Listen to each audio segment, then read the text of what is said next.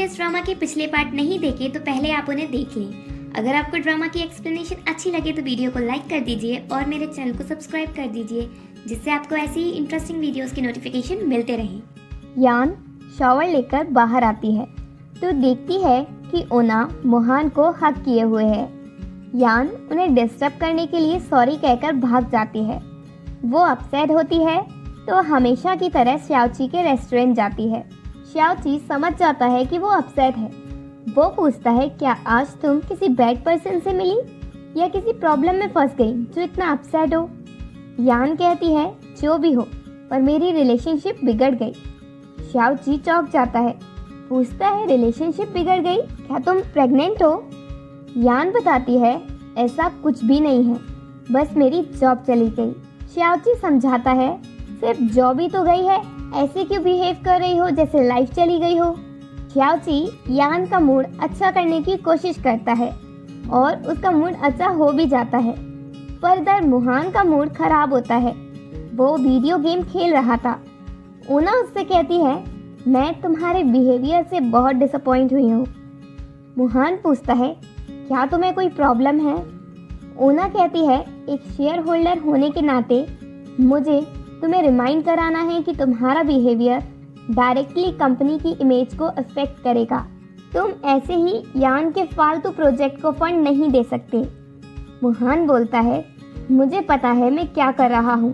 ओना कहती है, ठीक है, पर तुम थोड़ा मुझे रिस्पेक्ट तो दो। मैं तुम्हारी फियांसे हूँ और मैं तुम्हें बताना चाहती हूँ कि मैं तुम्हें लव करती हूँ। ये कहकर ओना घर से चली जाती है। अगले दिन मोहान यान को कॉल करता है, पर वो रिसीव नहीं करती। वो कई बार ट्राई करता है पर कोई आंसर नहीं मिलता। ओना आकर उससे पूछती है, सुबह सुबह तुम्हारा मूड क्यों ऑफ है? मोहान कहता है, कुछ एम्प्लॉय की वजह से। ओना उसके शोल्डर पर हाथ रखती है, अगर कोई एम्प्लॉय सही से वर्क नहीं कर रहा तो तुम उसे फायर कर दो ना, इसमें मूड ऑफ करने की क्या बात है?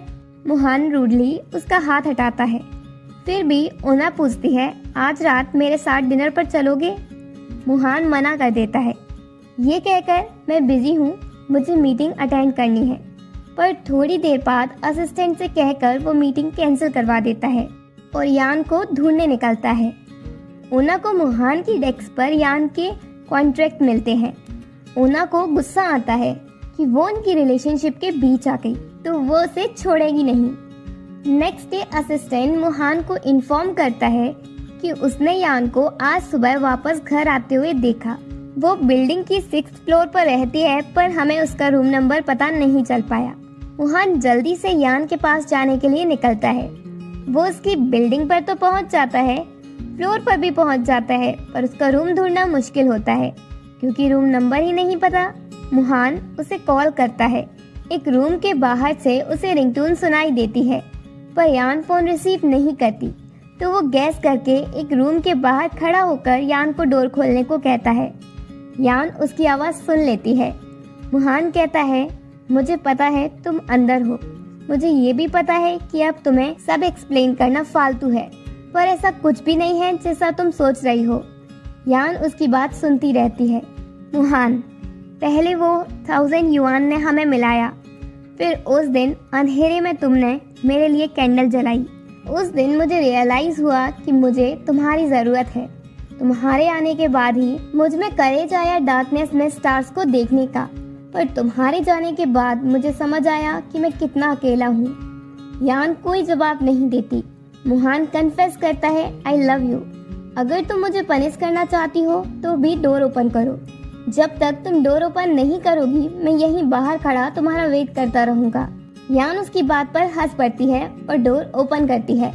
डोर ओपन होता है, वहाँ तो कोई आदमी निकलता है। वो मोहान से कहता है, मैं स्ट्रेट मैन हूँ, पर फिर भी तुम्हारी बातों से थोड़ा फिसल गया। मोहान उसे सॉरी कहता है। यान तो उस आदमी के अपोजिट घर में रहती है और वो डोर ओपन करती है। टीज करते हुए कहती है, मुझे नहीं पता था तुम इतनी जल्दी साइड चेंज कर लोगे। मोहान उसे हक कर लेता है। तुम्हें पता है मुझे तुम्हारी कितनी चिंता हो रही थी? यान, मैं नहीं चाहती थी कि तुम्हें मेरी चिंता हो, क्योंकि ऑलरेडी ओना है तुम्हारी चिंता करने के लिए।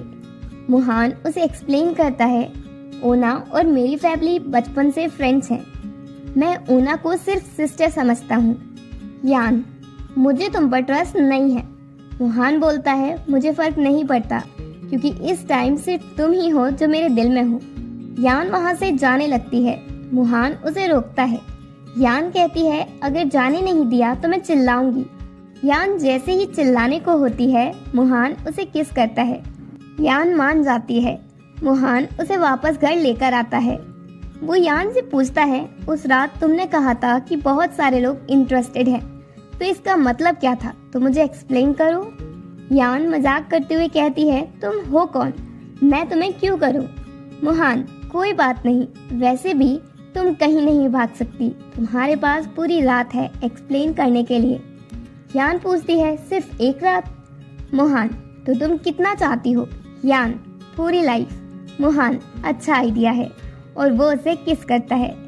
नेक्स्ट मॉर्निंग मुहान को असिस्टेंट का कॉल आता है। वो यान को डिस्टर्ब नहीं करता और अकेले में जाकर बात करता है।